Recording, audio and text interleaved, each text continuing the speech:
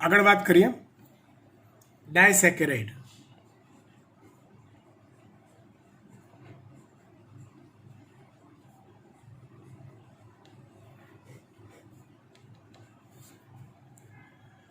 ડાયસેકેરાઇડ એટલે શું?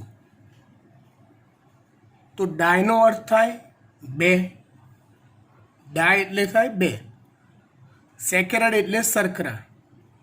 મતલબ કે બે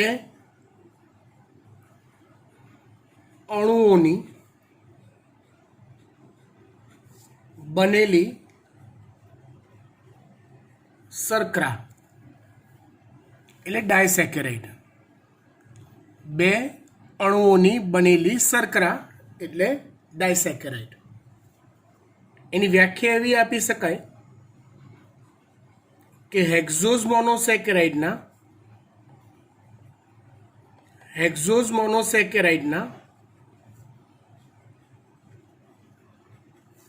બે અણુઓ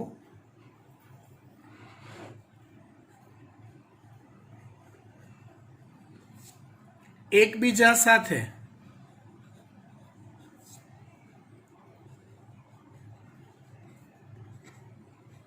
નિર્જલીકરણની ક્રિયા દ્વારા જોડાય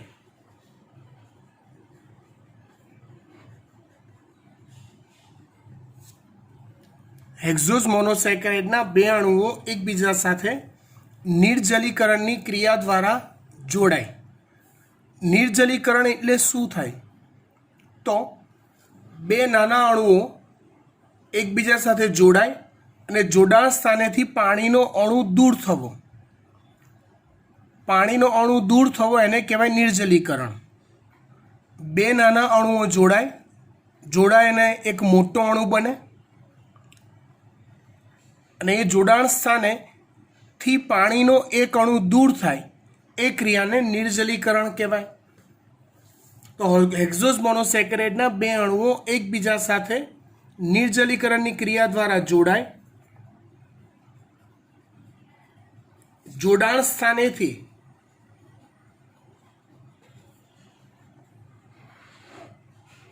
પાણીનો એક અણુ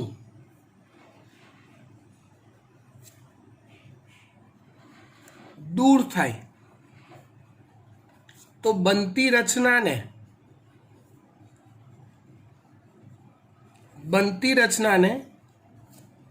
ડાયસેકેરાઇડ કહેવાય છે.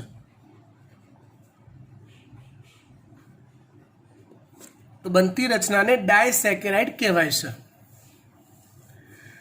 ટૂંકમાં ડાયસેકેરાઇડ એટલે બે અણુની બનેલી શર્કરા. એ બે અણુ કયા હોય? તો કે હેક્ઝોઝ મોનોસેકેરાઇડના હોય. એ બે અણુ કયા હોય? તો કે હેક્ઝોઝ મોનોસેકેરાઇડના હોય. એ બંને અણુઓ એકબીજા સાથે જોડાતા હોય. કઈ ક્રિયા દ્વારા જોડાય? તો કે નિર્જલીકરણની. તો કે એટલે શું? તો કે બંને અણુઓ જોડાય અને જોડાણ સ્થાનેથી પાણીનો અણુ દૂર થાય એટલે નિર્જલીકરણ. તો બનતી રચનાને ડાયસેકેરાઇડ કહેવાય છે. ડાયસેકેરાઇડનું સામાન્ય સૂત્ર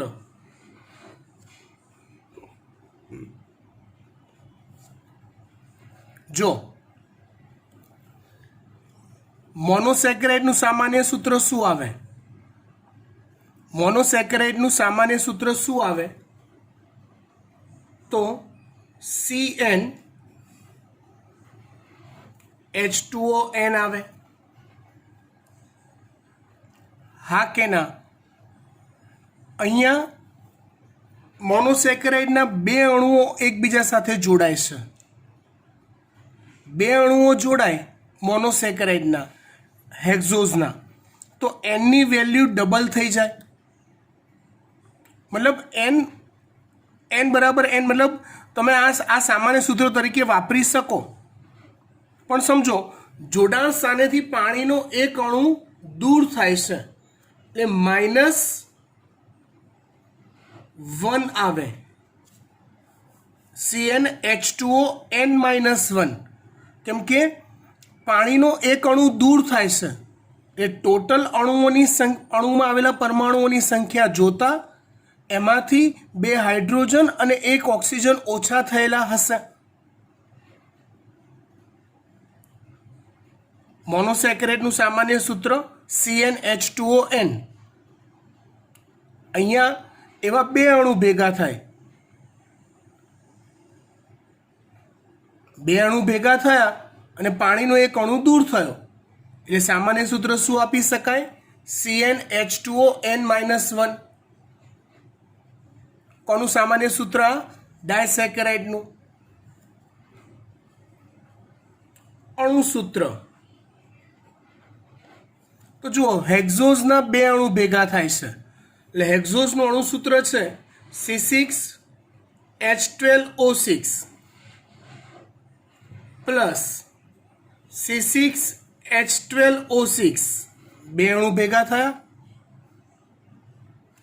અને જોડાણ સ્થાનેથી પાણીનો એક અણુ દૂર થયો એટલે -H2O. C6H12O6 plus C6H12O6 minus H2O. શું થાય? તો જુઓ, કાર્બન 6 અને 6 12 એટલે C12, H12 દુ 24 -2 એટલે H22, ઓક્સિજન 6 અને 6 12 -1 એટલે O11. આ એનું અણુ સૂત્ર થયું C12H22O11. કોનું? ડાયસેકેરાઇડનું. ત્યાર પછી ડાયસેકેરાઇડના ગુણધર્મ. તો કે ડાયસેકેરાઇડ સ્વાદે ગળ્યા હોય છે, પાણીમાં દ્રાવ્ય હોય છે અને કોષરસ પટલમાંથી પસાર થઈ શકતા નથી. સ્વાદે ગળ્યા, પાણીમાં દ્રાવ્ય અને કોષરસ પટલમાંથી પસાર થઈ શકતા નથી. મોનોસેકેરાઇડના આવા જ ગુણધર્મ યાદ કરો. તો મોનોસેકેરાઇડ કોષરસ પટલમાંથી પસાર થઈ શકે છે, જ્યારે ડાયસેકેરાઇડ એ મોટો અણુ છે, મોનોસેકેરાઇડના 2 અણુના જોડાવાથી બન્યો. આવો મોટો અણુ એ કોષરસ પટલમાંથી પસાર થઈ શકતો નથી. મોનોસેકેરાઇડ પણ સ્વાદે ગળ્યા હતા, આ ગળ્યા છે. ડાયસેકેરાઇડ પણ, મોનોસેકેરાઇડ પણ પાણીમાં દ્રાવ્ય, આ પણ દ્રાવ્ય. પણ મોનોસેકેરાઇડ કોષરસ પટલમાંથી પસાર થઈ શકતા હતા, ડાયસેકેરાઇડ પસાર થઈ શકતા નથી.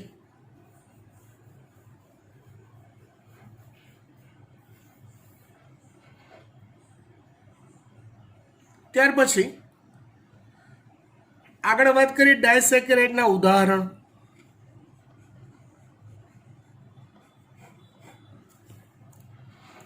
તો એના ઉદાહરણ આવે છે, એક છે માલ્ટોઝ,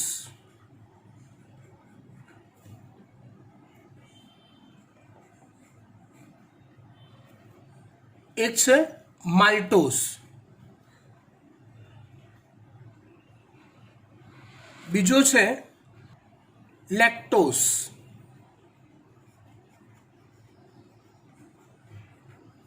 એક ઉદાહરણ માલ્ટોઝ, બીજું લેક્ટોઝ, ત્રીજું છે સુક્રોઝ. માલ્ટોઝ, લેક્ટોઝ અને સુક્રોઝ. માલ્ટોઝ તો ગ્લુકોઝના 2 અણુઓ,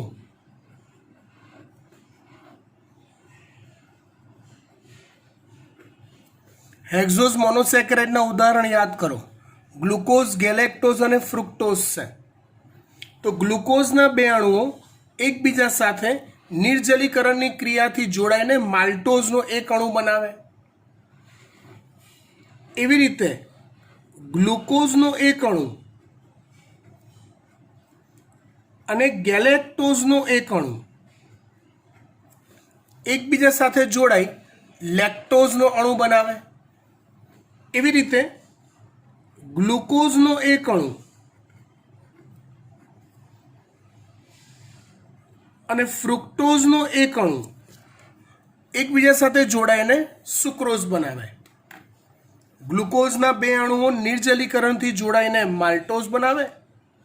ગ્લુકોઝનો એક અણુ અને ગેલેક્ટોઝનો એક અણુ નિર્જલીકરણથી જોડાઈને લેક્ટોઝ બનાવે. ગ્લુકોઝનો એક અણુ અને ફ્રુક્ટોઝનો એક અણુ એકબીજા સાથે જોડાઈને સુક્રોઝ બનાવે. ખબર પડી ગઈ? ઓકે, હવે વાત કરીએ એ દરેકના બંધારણીય સૂત્રોની. માલ્ટોઝ, લેક્ટોઝ અને સુક્રોઝના.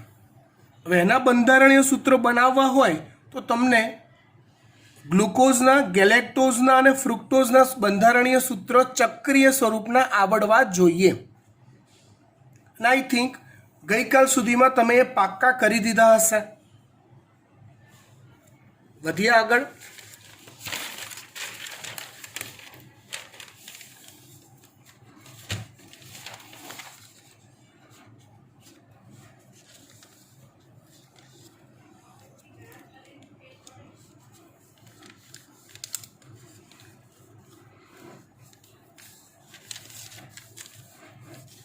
એક જ મિનિટ હો.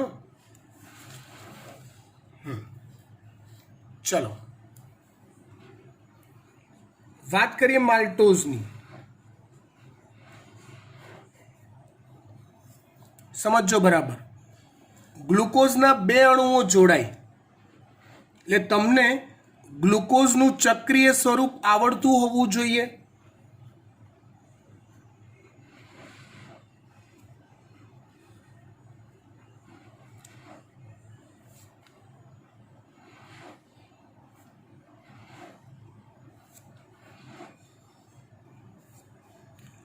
ઓક્સિજન, પહેલો કાર્બન, બીજો કાર્બન, ત્રીજો કાર્બન, ચોથો કાર્બન, પાંચમો કાર્બન, છઠ્ઠો બહાર આવશે. પહેલામાં આવશે અહીંયા HOH, બીજામાં આવશે HOH,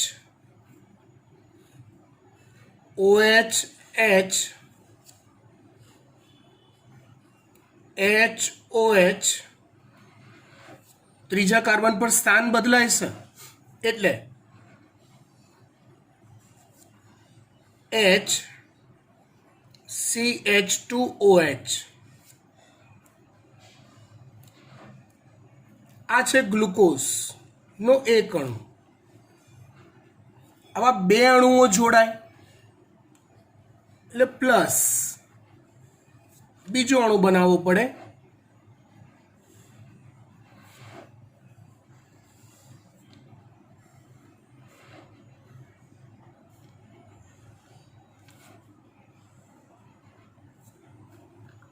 oxygen, HOH, HOH, OHH, HOH,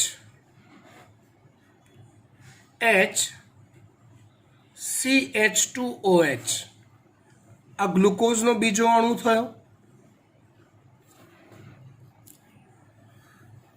બંને અણુઓ એકબીજા સાથે નિર્જલીકરણની ક્રિયા દ્વારા જોડાય. ધ્યાન આપજો. અહીંયા એ જોડાણ કેવું હોય તો કે બંને ગ્લુકોઝમાં સામસામેના કાર્બન પર આવેલા બે કોરા OH પકડો. આ રહ્યો OH, આ રહ્યો OH. તો એકમાંથી OH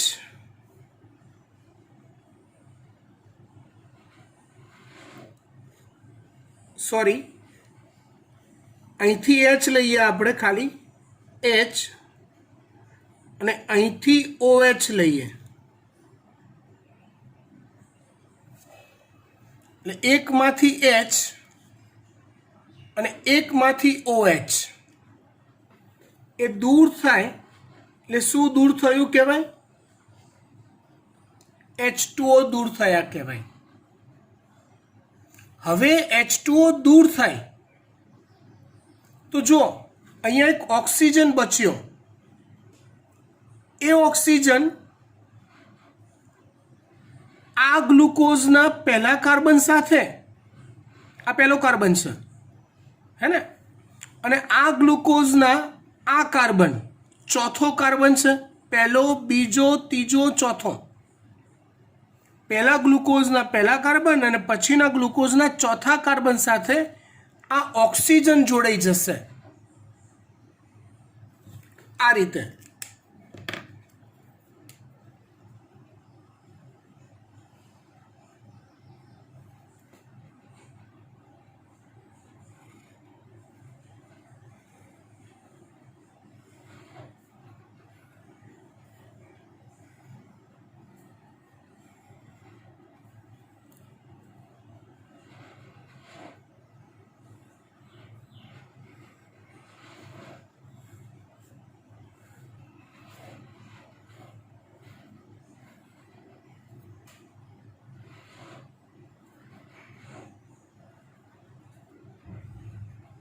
H અહીંયા ઓક્સિજન બચ્યો,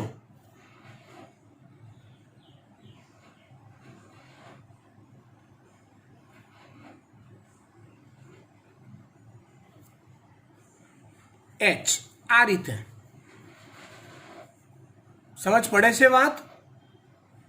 H2O દૂર થયો, બે કોરા OH પકડ્યા, એકમાંથી H અને બીજામાંથી OH લીધા. સમજ્યા? એટલે એ દૂર થઈ ગયો H2O, અને આ રીતે ઓક્સિજન એ આના પહેલા અને આના ચોથાની જોડે જોડાઈ ગયો. બાકી બધું જેમ છે એમનું એમ જ આવશે દોરવાનું. H OH H OH OH H H CH2OH HOH OH H HOH H CH2OH. આ સ્ટ્રક્ચર જે થયું એને માલ્ટોઝનું સ્ટ્રક્ચર કહેવાય. કયું સ્ટ્રક્ચર કહેવાય? માલ્ટોઝનું. અને એમાં આ જે જોડાણ કરતો બંધ આવ્યો ને, જોડાણ બંધ, એને ગ્લાયકોસિડિક બંધ કહેવાય.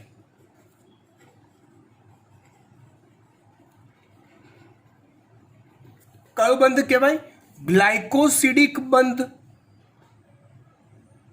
શર્કરાના બે અણુ વચ્ચે જોડાણ કરતો હોય એવો બંધ કહેવાય ગ્લાયકોસિડિક બંધ.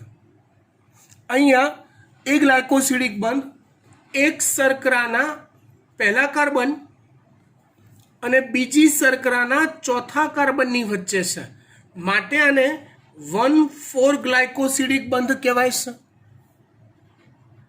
અને આખા અણુને કહેવાય છે, શું કહેવાય છે? માલ્ટોઝ. આખા અણુને શું કહેવાય છે? માલ્ટોઝ કહેવાય છે.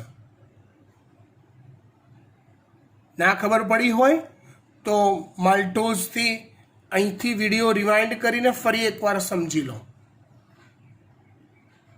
છતાંય ના ખબર પડે તેવું માની લેવાનું કે આપણે મોનોસેકેરાઇડ, એના બંધારણીય સૂત્રો, એના ચક્રીય સ્વરૂપો હજી કાચા રાખ્યા છે, તો પહેલાં એ પાક્કા કરવા પડશે ફટાફટ.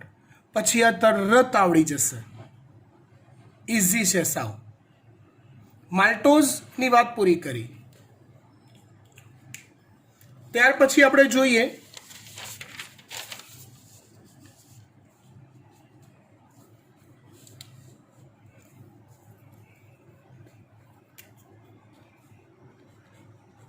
લેક્ટોઝ.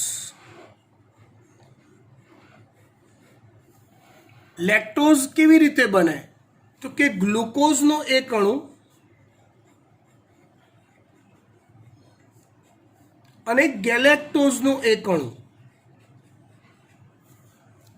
ગ્લુકોઝનો એક અણુ અને ગેલેક્ટોઝનો એક અણુ નિર્જલીકરણથી જોડાઈને લેક્ટોઝ બનાવે.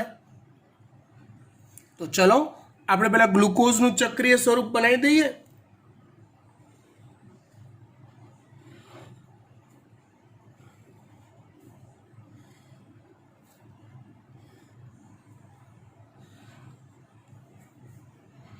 O H OH H OH, ત્રીજો કાર્બન સ્થાન બદલાય OH H H OH H CH2OH. આ છે ગ્લુકોઝ. હવે ગેલેક્ટોઝ.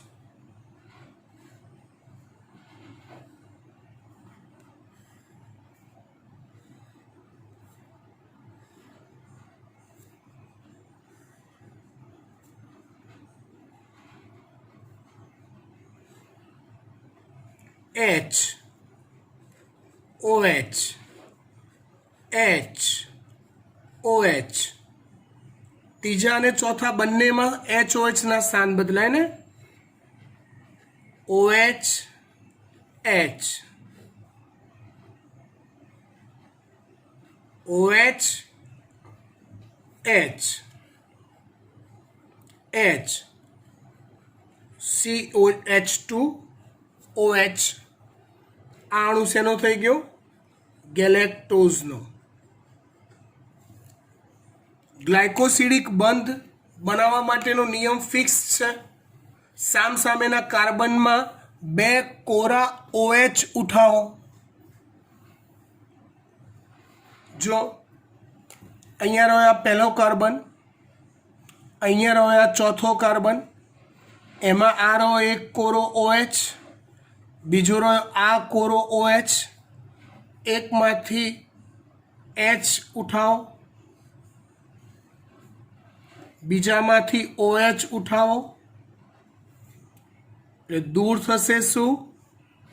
H2O. અને ઓક્સિજનનો બંધ એ બંને વચ્ચે જોડાણ કરશે આ રીતે.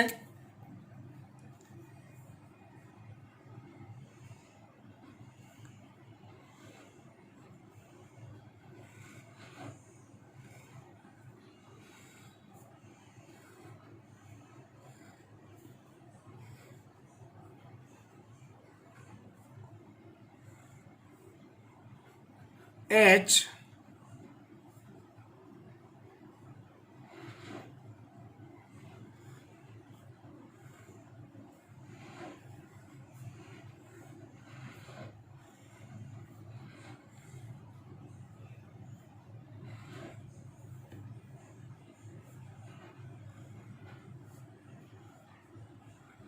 O H. જોઈ લીધું? H2O દૂર થયા તો આ ઓક્સિજનનો બંધ આ કાર્બન અને આ કાર્બન સાથે જોડાણ કરી દીધો. ખબર પડી? બાકી બધું એવું ને એવું જ દોરવાનું આવશે. HOH HOH OH H H CH2OH.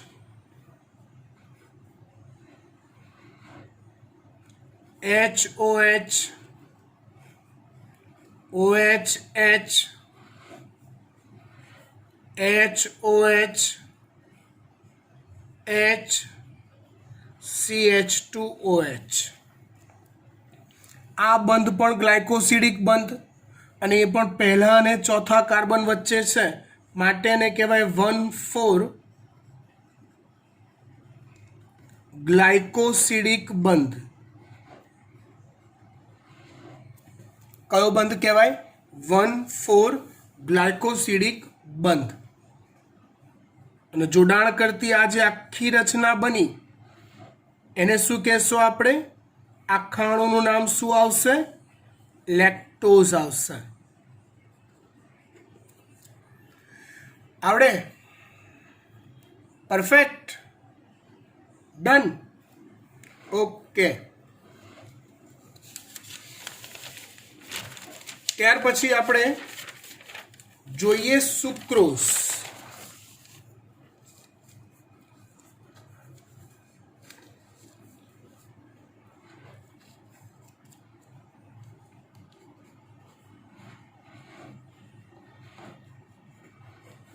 Sucrose એટલે ગ્લુકોઝ પ્લસ ફ્રુક્ટોઝ. આ થોડુંક વિચિત્ર થશે હો, ધ્યાન આપજો. મારે તમારી મદદની જરૂર પડશે સુક્રોઝનું સ્ટ્રક્ચર બનાવવા માટે, કેમ કે મારું કાચું છે, મને એટલું પાક્કું આવડતું નથી. તમે લોકો હાલ જ તાજી પ્રેક્ટિસ કરી છે, તમને કદાચ વધારે સારું ફાવશે. ગ્લુકોઝ પ્લસ ફ્રુક્ટોઝ એટલે પહેલાં ગ્લુકોઝ બનાવી દઉં નિયમ પ્રમાણે.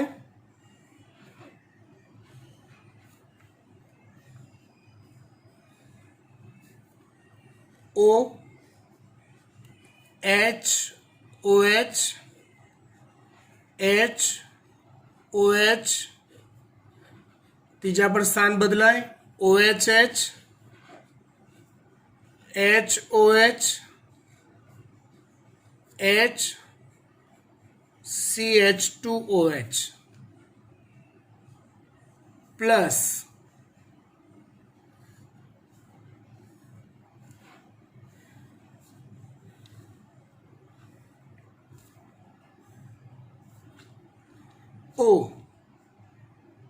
સોરી, આપણે ફ્રુક્ટોઝ બનાવવાનું છે. ના તો મેં ષષ્ટકોણ બનાવ્યો. ફ્રુક્ટોઝમાં તો પંચકોણ આવે, પંચકોણ આવે ને. સ્ટ્રક્ચર યાદ છે? મેં ના કીધું મને પાક્કું નથી આવડતું, તમે યાદ નથી કરાવતા. કંઈ નહીં, ચલો આપણે ફ્રુક્ટોઝ બનાવીએ.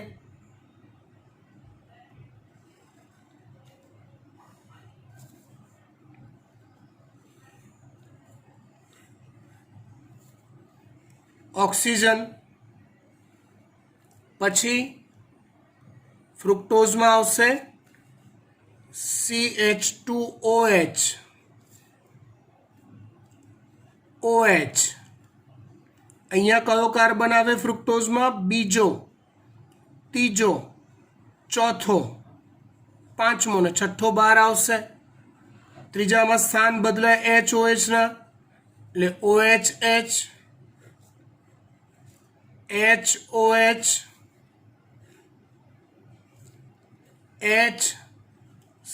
HCH2OH.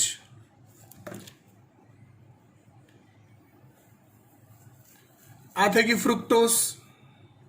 હવે આની અને આની વચ્ચે ગ્લાયકોસિડિક બંધથી જોડાણ કરવાનું છે, પણ બંને કાર્બન ચક્રની અંદર ના જ હોવા જોઈએ અને એની પાસે કોરો OH હોવો જોઈએ. અહીંયા હું જો, અહીંયા તો મને આ OH મળી ગયો છે, મળી ગયો ને? હા. હવે આ બાજુ તો અહીંયા આ OH છે, પણ એ તો છઠ્ઠા કાર્બનનો છે અને એ છઠ્ઠો કાર્બન ચક્રની બહાર છે, તો કેવી રીતે સેટ થશે? તો ચલો આ ચોથા કાર્બન પરનો OH લઈએ, પણ એ ના ચાલે, સામે જ આવવા જોઈએ કાર્બન, તો જ ઓક્સિજનથી બંધ આકર્ષણ બંધ બને. આ તો દૂર પડી જાય. ચલો અમુક લોકો એવી બુદ્ધિ વાપરશે, સાહેબ આ OH અને H તો H2O દૂર થઈ ગયા. હા થઈ ગયા, એ તો થઈ ગયું, પણ પછી વચ્ચે એક ઓક્સિજન તો જોઈશે જોડાણ કરવા માટે. એ ક્યાંથી લાવશો? તો સુક્રોઝનું સ્ટ્રક્ચર કેવી રીતે બને? એના માટે ક્રમનો નિયમ વાપરીએ. પહેલાં ફ્રુક્ટોઝ દોરીએ અને પછી ગ્લુકોઝ દોરીએ. એટલે શું થાય ખબર છે? ફ્રુક્ટોઝનો આ OH અને ગ્લુકોઝનો આ OH વચ્ચે બંધ બની જશે કંઈક આ રીતે. જો ધ્યાનથી બરાબર.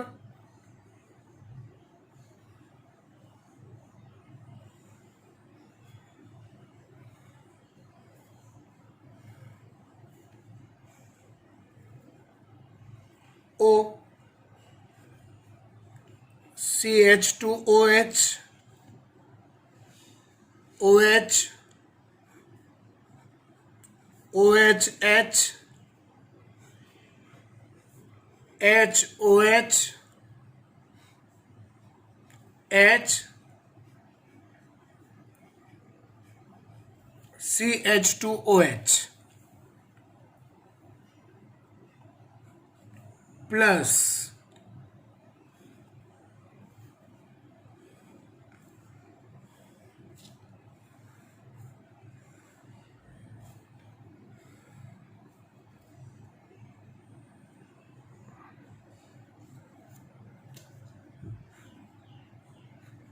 HOH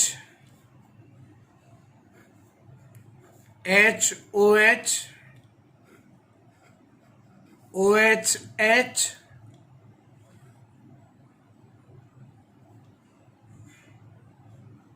HOH H CH2OH. અહીંયા ક્રમનો નિયમ બદલાઈ ગયો. એટલે ક્રમનો નિયમ આપણે કર્યો એટલે પહેલાં ફ્રુક્ટોઝ બનાવી દીધું અને પછી બનાવ્યું શું? ગ્લુકોઝ. અને આ રીતે એકમાંથી H અને એકમાંથી OH ઉઠાવી લીધો.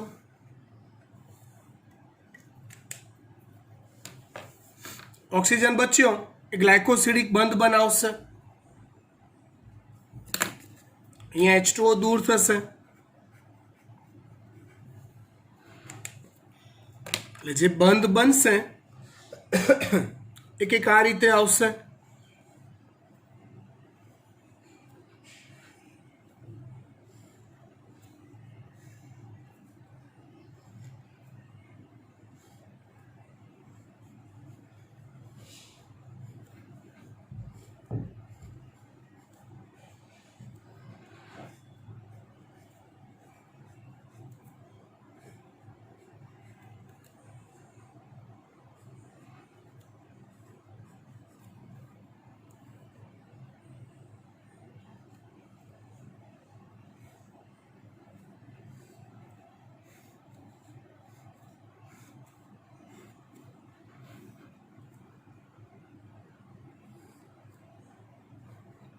H ઓક્સિજન વચ્ચે આવી ગયો આ રીતે.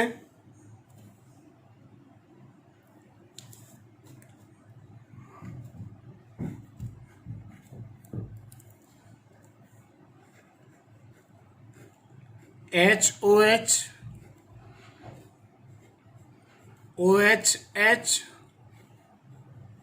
H CH2OH.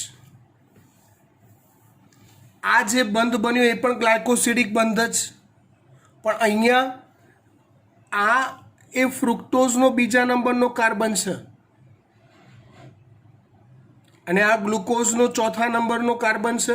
આ છે ફ્રુક્ટોઝ, આ છે ગ્લુકોઝ. એટલે આને કહેવાય છે 2,4 ગ્લાયકોસિડિક બોન્ડ.